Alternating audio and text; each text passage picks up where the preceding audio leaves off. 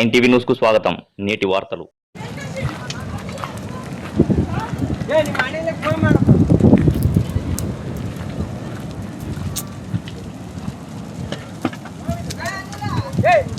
ಬರ್ತಾನಕ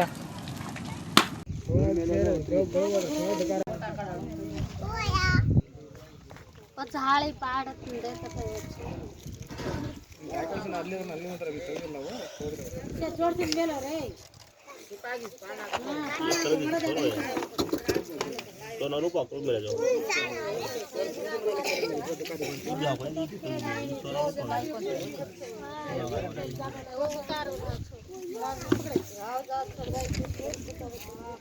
ಮಾಡಕ್ಕೆ ಹೋಗಿದ್ವಿ. 4 ಮಕ್ಕಳು, ಇಬ್ಬರು ಸ್ಕೂಲಿಗೆ ಕಳಿಸ್ಬಿಟ್ಟು ಇಬ್ಬರು ಮಕ್ಕಳನ್ನ ಜೊತೆ ಕರ್ಕೊಂಡು ಸ್ಕೂಲಿಗೆ ಹೋಗಿದ್ವಿ. ಹೋಗಿ ಒಂದು ಅರ್ಧ ಗಂಟೆ ಆಗಿದೆ.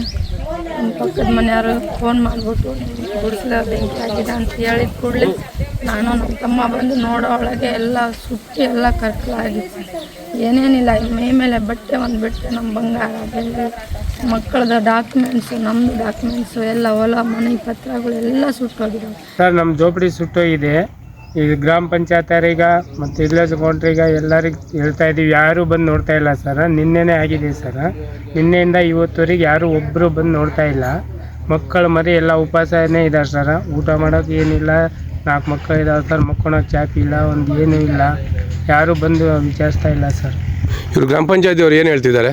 ಬರ್ತೀವಿ ಅಂತ ನಿನ್ನೆಯಿಂದ ಬರ್ತಾ ಇಲ್ಲ. ಮತ್ತು ಅಲ್ಲಿ ಇದ್ದೀವಿ, ನಮಗೆ ಆ ಮೀಟಿಂಗ್ ಇದೆ, ಇದು ಇದೆ, ಆ ಕೆಲಸ ಇದೆ, ಈ ಥರ ಬರ್ತಾ ಇಲ್ಲ ಸರ್.